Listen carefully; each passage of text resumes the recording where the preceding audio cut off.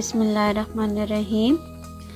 आज हम करेंगे 11th चैप्टर और उसमें थ्योरम 11.1 जिसकी स्टेटमेंट में है in a parallelogram opposite sides are congruent, opposite angles are congruent and diagonal bisect each other. So given में सिर्फ पैरेललोग्राम गिवन है, parallelogram. So we have a parallelogram A B C D. Prove हमने इनमें ये 3 points करने हैं कि किसी भी पैरेललोग्राम में ऑपोजिट साइड जो है वो कॉन्ग्रुएंट होती हैं, उसके ऑपोजिट एंगल्स कॉन्ग्रुएंट होते हैं और डायगोनल बाइसेक्ट करते हैं एक दूसरे को। तो सबसे पैरेललोग्राम जो है आपने डायगोनल, जैसे कि ये पैरेललोग्राम है, ठीक है, दिस इज द पैरेललोग्राम। और डायगोनल्स क्या होते हैं? ये जो कॉर्नर, जो ऑपोजिट एंगल्स है, इन दोनों को जब हम ज्वाइन कर देते हैं तो ये डायगोनल है इसका फर्स्ट, और इस ऑपोजिट एंगल्स को भी जब आप ज्वाइन कर दो तो इसका ये सेकंड डायगोनल हो गया। तो बाइसेक्ट करें एक दूसरे को मींस कि ये जो एक दूसरे को इंटरसेक्ट करते हैं तो ये डिस्टेंस और ये डिस्टेंस जो है वो इक्वल है। बाइसेक्ट मतलब कि ये पूरी जो लेंथ है, जिस पॉइंट पे एक दूसरे को कट करते हैं डायगोनल्स, वो इनका मिड पॉइंट होता है, ठीक है। जब मिड पॉइंट होता है तो वो बाइसेक्ट कर रहे होता है, ठीक है। इसी तरह यहाँ ये सेकंड डायगोनल जो है, ये भी ये साइड जो है और ये साइड जो है वो इक्वल है, ये हमने प्रूव करना है। ऑपोजिट साइड्स कॉन्ग्रुएंट हैं, ऑपोजिट एंगल्स कॉन्ग्रुएंट है, ये 3 चीज़ें हमने इसमें प्रूव करनी है, ठीक है। सो प्रूफ पे जाने से पहले इसमें जो हम 2 चीज़ें जो हैं वो उनकी हेल्प से इसको प्रूव करेंगे। सबसे पहले तो आपको अल्टरनेट एंगल्स का पता होना चाहिए। पैरेललोग्राम में ऑपोजिट साइड्स पैरेलल भी होती हैं, सही है। सो अब ऑपोजिट साइड्स पैरेलल है, so we have the result that in the parallel lines when a transversal intersect then alternate angles are formed, ठीक है। Both are interior angles, alternate angles जो है वो इंटीरियर एंगल्स होते हैं और दोनों opposite sides of the transversal होते हैं। सो एंगल 1 और angle 2, this is one pair of alternate angles, ठीक है। और ये सेकंड जो है ये 3 है और ये 4 है, तो ये 3 और 4 जो है वो सेकंड पेयर हो जाएगा अल्टरनेट एंगल्स का। तो जब भी पैरेलल लाइंस हो, ट्रांसवर्सल उसको कट करे तो अल्टरनेट एंगल्स बनते हैं और अल्टरनेट एंगल्स जो है वो कॉन्ग्रुएंट होते हैं, ठीक। एक तो ये रिजल्ट। दूसरा, when a line intersect each other at a single point then vertical angles are formed, means कि ये 1 और ये 2, these are vertical angles. Vertical angles कौन से होते हैं कि both have common vertex but non adjacent angles. ये दोनों एंगल 1 और एंगल 2 जो है ये नॉन एडजस्टेंट एंगल्स हैं। जब भी 2 लाइंस कट हों तो नॉन एडजस्टेंट एंगल्स जो है वो वर्टिकल एंगल्स होते हैं एंड दे आर कॉन्ग्रुएंट, ठीक है। सो एंगल 1 और एंगल 2 ये एक पेयर हो जाता है वर्टिकल एंगल्स का, और एंगल 3 और एंगल 4 जो है वो सेकंड पेयर हो जाता है वर्टिकल एंगल्स का। सो नॉन एडजस्टेंट एंगल्स जो हैं वो वर्टिकल एंगल्स होते हैं। अच्छा, अब इन्हीं रिजल्ट्स की हेल्प से हम इस थ्योरम को प्रूव करेंगे। ओके, सबसे पहले तो ये डायग्राम आपके सामने है ए बी सी डी, जिसमें ए सी एक डायगोनल है और बी डी जो है दूसरा डायगोनल है और ये कट करता है ई पॉइंट पे, ठीक है। ये एक दूसरे को ई पॉइंट पे कट करते हैं। प्रूफ गिवन में हमारे पास just we have a parallelogram, तो आपने क्या लिखना है? That A B C D is a parallelogram, that A B C D is a parallelogram. अब पैरेललोग्राम है तो मीन्स के ऑपोजिट साइड्स भी पैरेलल होती हैं, मीन्स के ए बी जो है वो पैरेलल है डी सी के एंड ए डी पैरेलल है बी सी के। So A D is parallel to B C, where A C and B D are the diagonals. A C and BD are the diagonals. ये given में आ गया सारा। अब proof क्या करना है, 3 पॉइंट्स हैं, opposite sides are congruent. So look A B और डी सी ये ऑपोजिट साइड्स है तो दे आर कॉन्ग्रुएंट। एक तो पहले हमने नंबर 1 ऑपोजिट साइड्स मीन्स के ए बी जो है वो कॉन्ग्रुएंट है डी सी के और ए डी कॉन्ग्रुएंट है बी सी के। ए डी जो है वो कॉन्ग्रुएंट है बी सी के।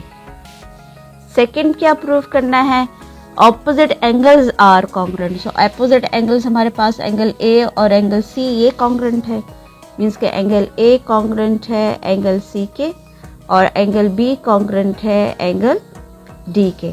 नंबर 3 पॉइंट क्या प्रूफ करना है, डायगोनल्स बाइसेक्ट ईच अदर। तो as A, C and B, D are the diagonals which intersect at point E, so means कि they bisect each other means कि A, E congruent है E, C के, ठीक है, और B, E congruent है D, E के। ये हमने प्रूफ करना है। so diagonal bisect means कि A, E जो है वो congruent है E, C के and B, D जो है वो congruent है DE के। ये हमने प्रूफ करना है, सही। अब प्रूफ करने के लिए हम आगे चलते हैं। ओके, प्रूफ में हम देखें एज ए बी जो है वो पैरेलल है डी सी के, गिवन था as A B is parallel to D C and A C जो है वो उनको कट करे मीन्स कि ये पैरेलल लाइन है। जिस तरीके से मैंने आपको बताया था कि पैरेलल लाइंस और ट्रांसवर्सल उसको कट करे, लाइक ये ट्रांसवर्सल है उसका कट करे। So this is the transversal which cut intersect parallel lines where A C जो है इंटरसेक्ट देम।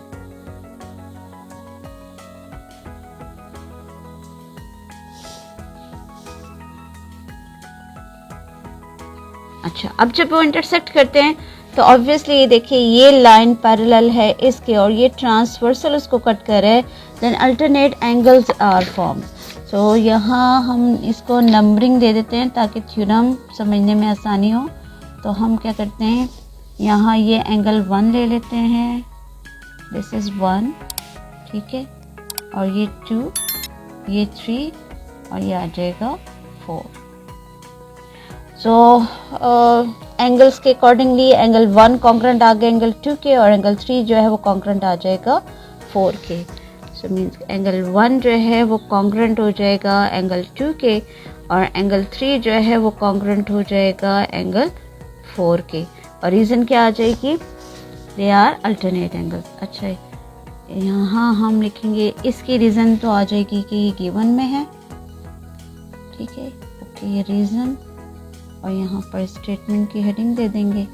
ओके, इसकी रीज़न ये इक्वेशन 1 आ गई, ये इक्वेशन 2 आ गई, ठीक है, और इसकी रीज़न क्या आ जाएगी, बोथ आर अल्टरनेट एंगल्स,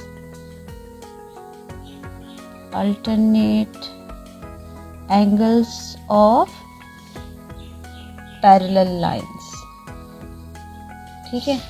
यहाँ इसकी भी ये रीज़न आ जाएगी, alternate angles of parallel lines because both are alternate angles. Okay, जब ये अल्टरनेट एंगल्स हैं, now we get we have 2 triangles, we take 2 triangles A B C और A D C, in 2 triangles को लेंगे, ठीक है।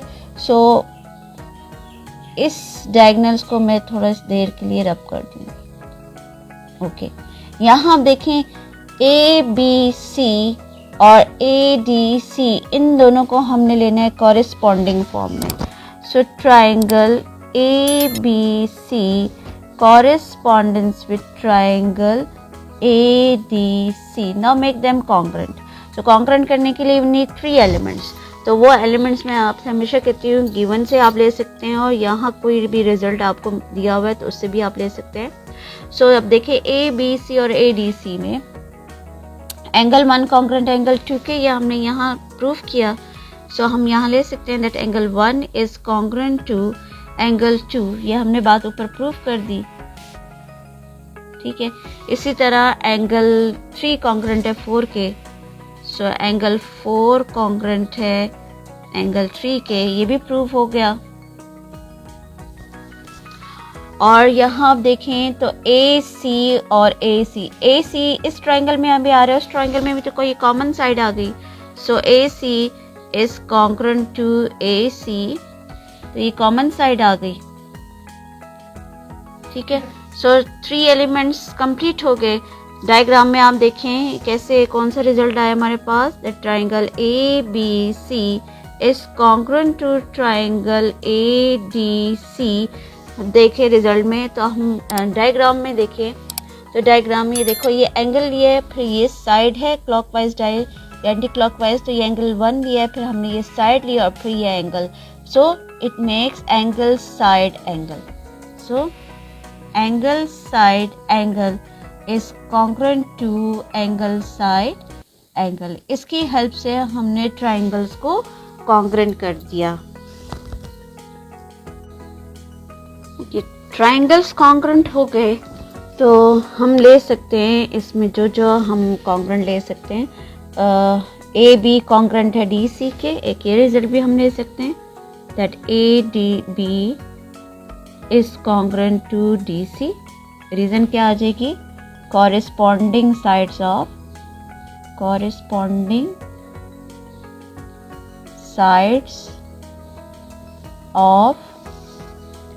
कॉन्ग्रेंट ट्रायंगल्स, ठीक है।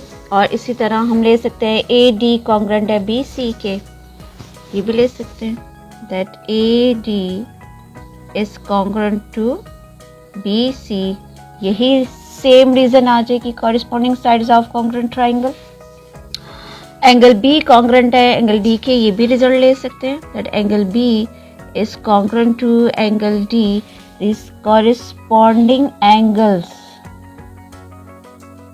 ऑफ कॉन्ग्रेंट ट्रायंगल्स, ठीक है। ये रिजल्ट भी ले सकते हैं, ओके। यहाँ अब आप देखें एंगल ए और एंगल सी ये ऑपोजिट एंगल रह गए। सो इक्वेशन 1 और 2 में हमारे पास अल्टरनेट एंगल्स कॉन्ग्रेंट थे, तो दोनों इक्वेशंस को ऐड कर दें। So angle 1 plus angle 4 is congruent to angle 3 plus angle 2। So add equation 1 and 2, add equation 1 and 2, दोनों इक्वेशंस को आप ऐड कर दें। तो अब चूंकि कॉन्ग्रेंट हैं तो एंगल 1 और 4 ये होल एंगल हमें दे रहा है, 1 और 4 का एंगल ए, ठीक है, ये हमें कंप्लीट होल एंगल दे रहा है। सो एंगल ए बनता है और 2 और 3 को ऐड करने से ये होल एंगल बनता है। एडिशन ऑफ होल एंगल्स या एडिशन ऑफ एंगल पोस्टुलेट आप यहाँ पर इसे लिख सकते हैं। सो एंगल 1 और 4 से एंगल ए मिलता है, that is congruent to angle 3 और 2 से एंगल सी, ठीक है। सो एंगल 1 एंगल ए और एंगल सी जो है ये भी कॉन्ग्रेंट हो गया। अच्छा, अब यहाँ आप देखें, यहाँ आ जाएगा reason addition of angle postulate या पोस्टुलेट ऑफ एडिशन एंगल, ठीक है। इसकी ये रीजन आ जाएगी कि 2 एंगल्स को जब हम ऐड करते हैं तो होल एंगल देता है, तो एंगल ए और एंगल सी, ये रिजल्ट। अब यहाँ आप देखिए प्रूफ में हमने कौन कौन से एलिमेंट्स प्रूफ कर दिए। ये फर्स्ट रिजल्ट भी हमने प्रूफ कर दिया, सेकंड भी हमने प्रूफ कर दिया, एंगल ए सी के कॉन्ग्रेंट भी कर दिया और बी और डी भी कॉन्ग्रेंट हो गए। रह गया ये third part and that is diagonal bisect each other. अब डायगोनल को बाइसेक्ट करने के लिए अब यहाँ हम देखें डायग्राम में एक डायगोनल है, दूसरा डायगोनल हमारे पास ये बी और सी है, ठीक है, ये सेकंड डायगोनल है, ये एक दूसरे को बाइसेक्ट करते हैं। तो अब हमने क्या करना है कि ऐसे ट्रायंगल्स इनमें से लेने हैं जिसमें वो डायगोनल की लेंथ भी आ रही हो, सही है। तो आपकी मर्जी, आप A E D corresponding with B E C भी ले सकते हैं, आप A E B corresponding D E C भी ले सकते हैं। तो इसलिए हम क्या करते हैं, इन दोनों ट्रायंगल्स को हम ले लेते हैं जिसमें ये डायगोनल की लेंथ आ रही है, ठीक है। आपके अंडरस्टैंडिंग के लिए मैंने थोड़ी देर के लिए ये रेस कर दिया, ठीक है। Now we take triangle A E B correspondence with triangle DEC. अच्छा, अब इसको हम करेंगे कॉन्ग्रेंट. अब इन दोनों को कॉन्ग्रेंट करने के लिए आप देखिए, सबसे पहले तो हमारे पास ए बी कॉन्ग्रेंट आ गया डी सी के. ये रिजल्ट हमने प्रूव किया हुआ था, A B is congruent to D C. तो हम यहाँ ले सकते हैं that A B is congruent to D C. Reason में हम लिख सकते हैं इट्स प्रूव्ड. ठीक है, ओके. एंगल 1 कॉन्ग्रेंट एंगल 2 के, ये अल्टरनेट एंगल्स है, ये भी ले सकते हैं. Angle 1 is congruent to angle 2. Reason ये भी हमने प्रूव किया हुआ था, ये भी हमने बात प्रूव की थी. ओके, यहाँ AEB और DEC, these are vertical angles. Look, ये लाइंस इंटरसेक्ट करनी है एक दूसरे को, सो अल्टरनेट एंगल्स आर फॉर्म. तो एंगल यहाँ आप नंबरिंग से भी कर सकते हैं. एंगल 5 दे दें और इसको जो है वो 6 दे दें. ये हम यहाँ E पॉइंट लिख देते हैं और यहाँ 6 दे दें. ठीक है, नंबरिंग से भी आप कर सकते हैं. So angle 6 is congruent to angle 5. These are vertical angles. Okay, vertical angles हैं. So triangles are congruent. 3 elements complete हो गए. So triangles are congruent. So triangle AEB is congruent to triangle DEC. कौन सा result है? Clockwise anti clockwise check करें. Diagram में हमने A B लिया 1 और 6 एंगल. तो डायग्राम में आप देखिए, आपने ये साइड ली, ठीक है, आपने ये एंगल लिया और फिर आपने ये एंगल लिया. तो अगर हम क्लॉकवाइज जाएं तो पहले साइड आ रही है, फिर एंगल आ रहा है, फिर एंगल. और एंटी क्लॉकवाइज आए तो एंगल आ रहा है, फिर एंगल और फिर साइड. तो एंगल एंगल साइड भी लिख सकते हैं और साइड एंगल एंगल भी लिख सकते हैं. तो साइड एंगल एंगल से हम इसको प्रूव कर देते. तो side angle angle is congruent to side angle angle. इस रिजल्ट से हमने इसको प्रूव कर दिया ट्राइंगल्स को कॉन्ग्रुएंट. तो अब इस ट्राइंगल में जो जो एलिमेंट्स आपकी रिक्वायरमेंट है आप ले सकते हैं. तो यहाँ हमने चूंकि डायगोनल्स को बाइसेक्ट प्रूव करना था कि diagonal bisect each other, so means के AE is congruent to EC and BE is congruent to DE. हम ले सकते हैं. सो यहाँ आपने लिख देना है that AE is congruent to EC and BD is congruent to DE. Reason इसकी वही आ जाएगी, corresponding sides of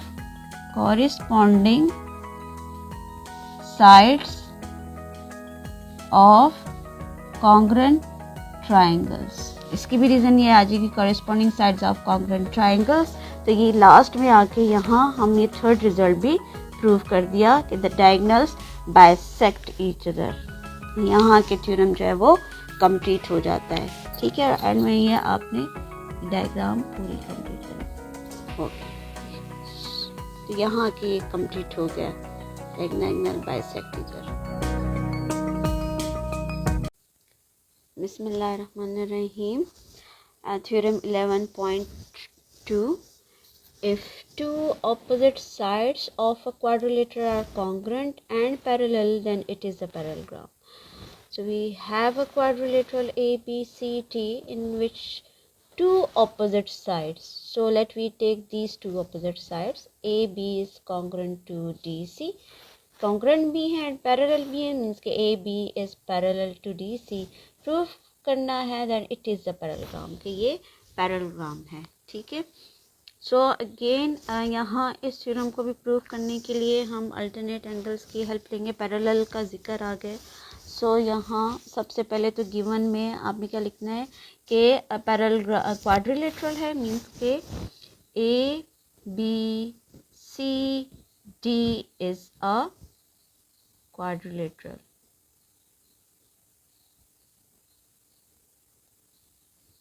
in which AB is congruent to DC. Two opposite sides है, तो हमने ये दो साइड्स ली हैं. ठीक है, ये साइड और ये साइड कॉन्ग्रुएंट भी है और पैरेलल भी है. ए बी कॉन्ग्रुएंट है and A B is parallel to D C. Proof क्या करना है?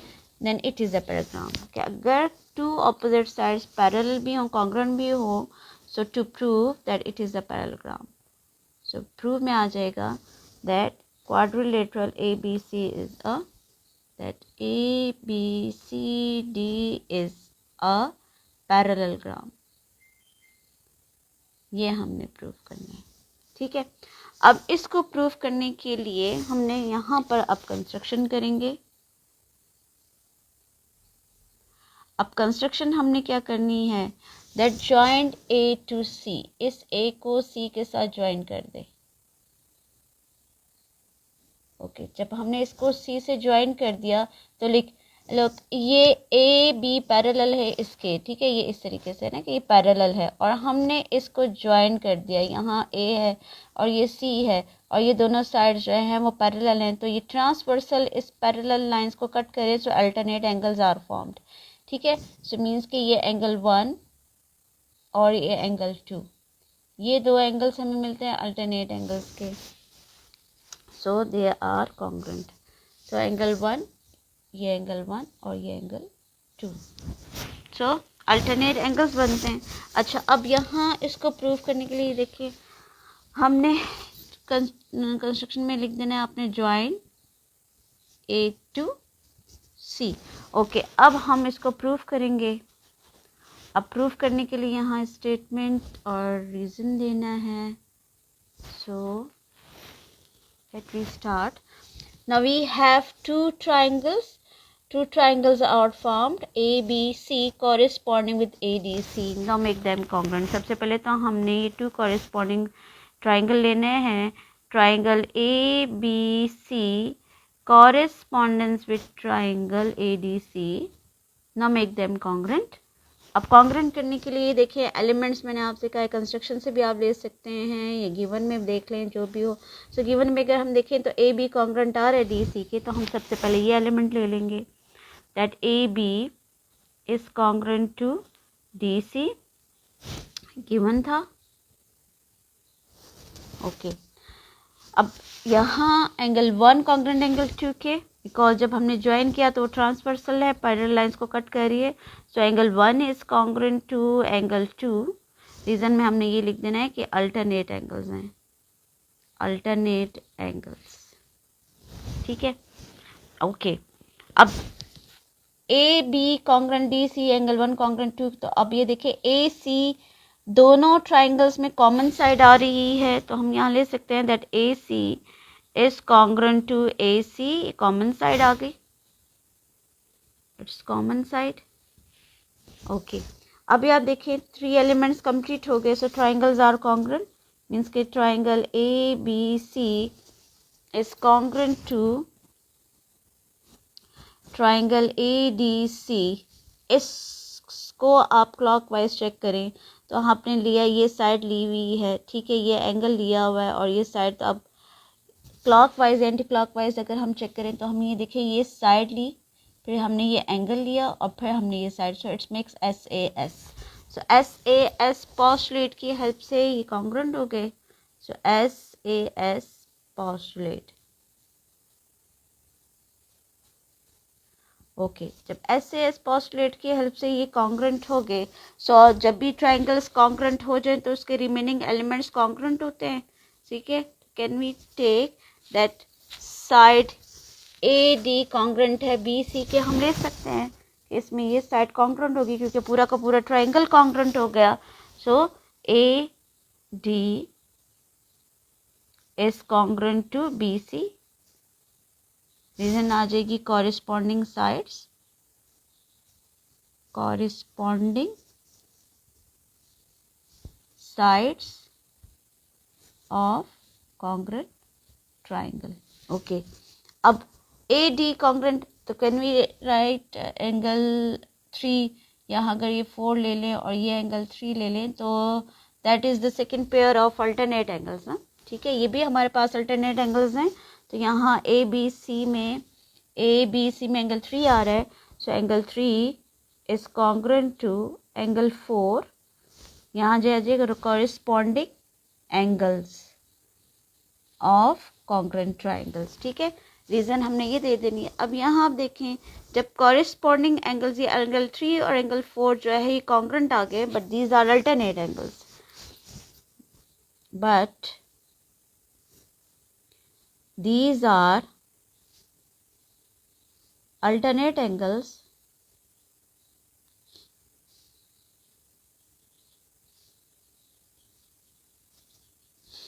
ओके अब चूंकि ये अल्टरनेट एंगल्स हैं, whenever alternate angles are congruent lines are parallel. So यहाँ आप देखें एंगल 3 और एंगल 4 ये दोनों अल्टरनेट एंगल्स थे, तो मीन्स के लाइंस आर पैरेलल। तो नेक्स्ट में हमारे पास रिजल्ट क्या आ जाएगा कि जब अल्टरनेट एंगल्स कॉन्ग्रुएंट हुए हैं तो मीन्स के ए डी जो है वो ए डी साइड जो है वो पैरेलल हो जाएगी बी सी के। रीजन आपने वही दे देनी है क्योंकि अल्टरनेट एंगल्स कॉन्ग्रुएंट हैं। Alternate angles are congruent, that's why lines are parallel. So whenever lines are parallel, alternate angles are congruent, and when alternate angles are congruent then lines are parallel. ठीक है, अब आप देखें second pair भी ये congruent भी हो गया और parallel भी है।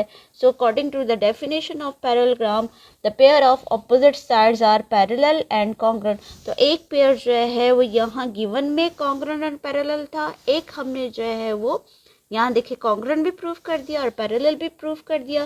सेकंड पेयर भी जो है वो क्वाड्रिलेटरल की जो ऑपोजिट साइड्स है वो पैरेलल और कॉन्ग्रुएंट होगी। सो मींस के A B C D has both pairs of opposite sides, means के ए रिजल्ट क्या आ जाएगा that A B C D has both pairs of opposite sides are parallel and congruent. So ABCD is a parallelogram. ठीक है, so यहाँ के ये result हम प्रूफ कर देते हैं कि ये ABCD जो है वो पैरेललोग्राम है, बिकॉज बोथ जो ऑपोजिट साइड्स का पेयर है वो कॉन्ग्रुएंट भी है और पैरेलल भी है। So means ABCD is a parallelogram.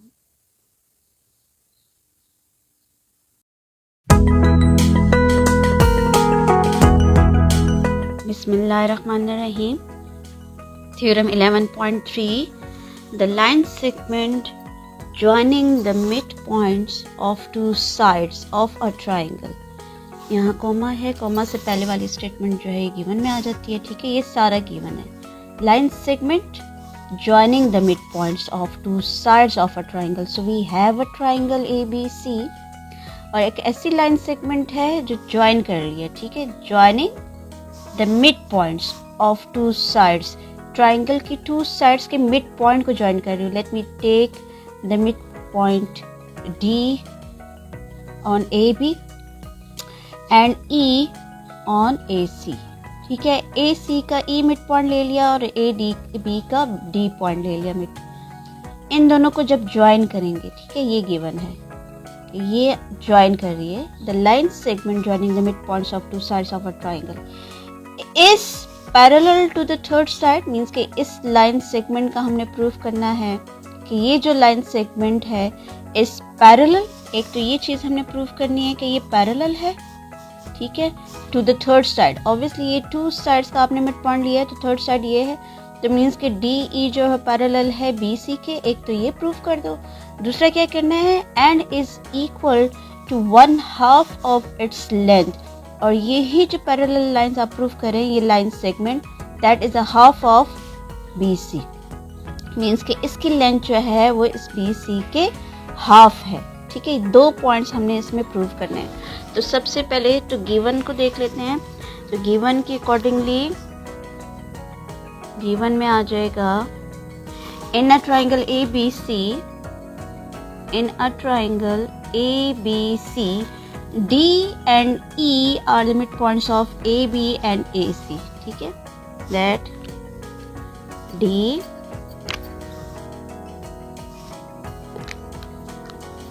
and E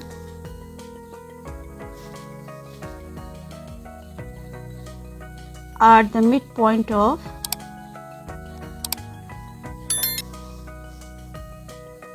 D. A B का मिड पॉइंट है तो ए बी लिख लेंगे, ठीक है। एंड ई जो है वो ए सी का मिड पॉइंट है respectively. Okay, these are the midpoints. फिर हमने क्या करना है, डी ई को ज्वाइन कर दें। So join D to E, D को ई के साथ हमने ज्वाइन कर दिया। ये सारा कुछ गिवन में है, ठीक है। ठीक, कॉमा के बाद वाली स्टेटमेंट प्रूफ में आती है। सो क्या प्रूफ करना है, is parallel to the third, means कि जो लाइन सेगमेंट आपके पास आई है D A is parallel. So to prove में क्या आ जाएगा, to prove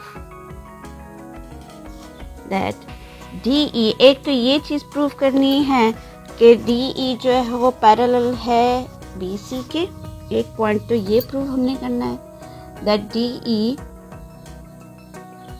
is parallel to B C, ठीक है।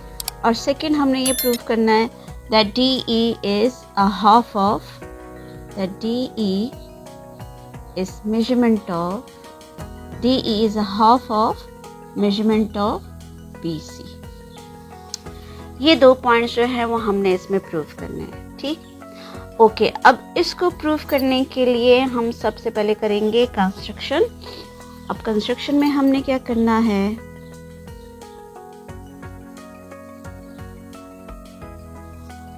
Okay,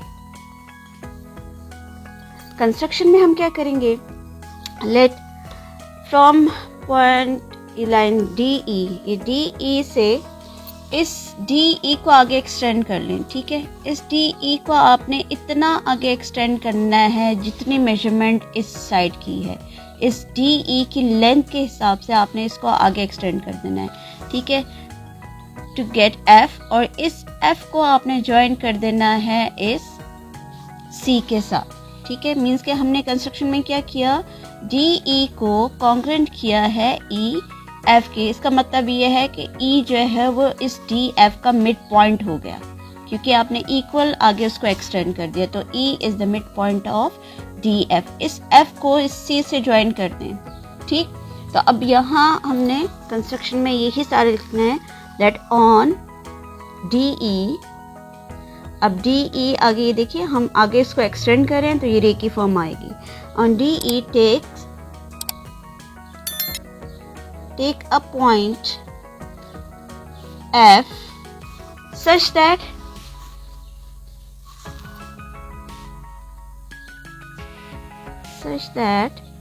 DE is congruent to EF, कि DE जो है वो हमने congruent कर दिया है EF के, ठीक है। और फिर इसको ज्वाइन किया गया है, F पॉइंट मिल गया और इस F पॉइंट को इस C से ज्वाइन कर दिया। So join F to C, हमने इस F को C के साथ ज्वाइन कर दिया। ये हमारी कंस्ट्रक्शन होगी। अब हमने इसको आगे फर्दर टू कॉरेस्पॉन्डिंग ट्राइंगल लेके आगे इसको प्रूव करना है। अच्छा, अब यहाँ हम देखिए, प्रूव करने से पहले यहाँ हम देखिए हमारे पास ये जो है टू कॉरेस्पॉन्डिंग ट्राइंगल बन रहे हैं, ठीक है। ये हम पीछे करते हैं ये पॉइंट और इसको, ओके, टू कॉरेस्पॉन्डिंग ट्राइंगल बनते हैं। तो अब ये देखिए कॉरेस्पॉन्डिंग ट्राइंगल मींस कि दोनों की शेप जो है वो एक जैसी ही है, इस ट्राइंगल के और इस ट्राइंगल के। इन दोनों को हमने लेना है कॉरेस्पॉन्डिंग फॉर्म में, इन दोनों ट्राइंगल्स को। अच्छा, अगर हम इन दोनों ट्राइंगल्स को देखें तो ये देखिए लाइन क्रॉस हो रही है। तो whenever two lines intersect then vertical angles are formed and they are congruent, means कि non adjacent angles are vertical angles। तो एंगल 2 congruent होता है एंगल 1 के, और एंगल 3 जो है वो congruent होता है एंगल 4 के। these are vertical angles, ठीक है।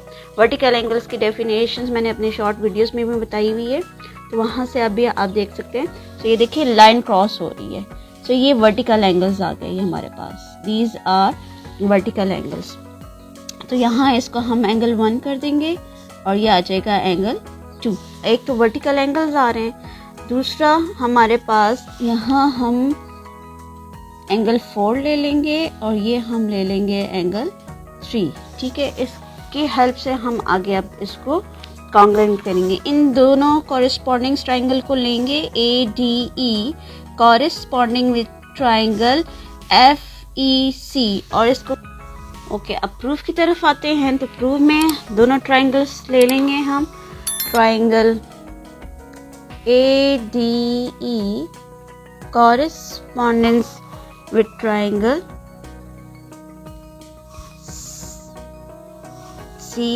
ADE, so DEF, EFC, triangle EFC. Now make them congruent. इन दोनों को हमने congruent करना है, तो सबसे पहले ये देखिए, आप ले सकते हैं एंगल 1 congruent है एंगल 2 है, because these are vertical angles. Angle 1 is congruent to angle 2.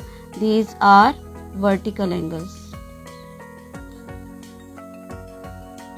Okay अब यहाँ आप देखें, हमने ज्वाइन किया था इस DE को EF के से कंस्ट्रक्शन में, ठीक है। तो मैंने आपसे कहा था कंस्ट्रक्शन से भी आपको एलिमेंट मिल सकता है, गिवन में भी आप देख लें, कंस्ट्रक्शन में भी देख लें। So DE is congruent to EF, that DE is congruent to EF। ये हमने कंस्ट्रक्शन की थी, ठीक। एक एलिमेंट और चाहिए हमें इसको कॉन्ग्रुएंट करने के लिए। So as look, E is the mid point of AC। अगर ये मिड पॉइंट है तो इसका मतलब ये है कि AE का डिस्टेंस और E से C का डिस्टेंस ये इक्वल होगा, मीन्स के AE कॉन्ग्रुएंट है EC के। So AE is congruent to EC, ये गिवन में था, ठीक। ओके 3 एलिमेंट्स कंप्लीट हो गए। अब इन्हीं को हम क्लॉकवाइज डायरेक्शन में देखते हैं। हमने एंगल 1 लिया, ठीक है, हमने ये एंगल लिया हुआ है, एक एंगल लिया हुआ है, ये 2 साइड्स ली हुई है। अब हम इनकी पोजीशन डायग्राम में देखते हैं, मींस के हमने क्या लिया, ये एंगल लिया, ये साइड ली और ये साइड ली। So it makes side angle, side means के SAS पोस्टुलेट की हेल्प से ये ट्राइंगल्स कॉन्ग्रुएंट हो गए। So triangle ADE is congruent to triangle EFC with the help of SAS postulate. ठीक है, SAS postulate की हेल्प से हमने इन दोनों ट्राइंगल्स को कॉन्ग्रुएंट कर दिया। ओके SAS postulate की हेल्प से हमने ट्राइंगल्स को कॉन्ग्रुएंट कर लिया। So whenever 2 triangles are congruent, remaining elements will be congruent. तो यहाँ पर हम ले सकते हैं that angle 3 is congruent to angle 4. यहाँ हम ले लेंगे result that angle 3 is congruent to angle 4. These are corresponding angles of congruent triangles. Okay angle 3 congruent हो जाएगा एंगल 4 के, और इसमें हम ये साइड भी ले सकते हैं that FC is congruent to AD, means कि AD is congruent to FC, AD is congruent to FC और CF। अगेन वही रीजन आ जाएगी, corresponding sides of congruent triangles. Okay अब यहाँ हम देखें, AD जो है वो कॉन्ग्रुएंट हमने कर दिया FC के, but AD is congruent to BD, but AD जो है वो कॉन्ग्रुएंट है BD के।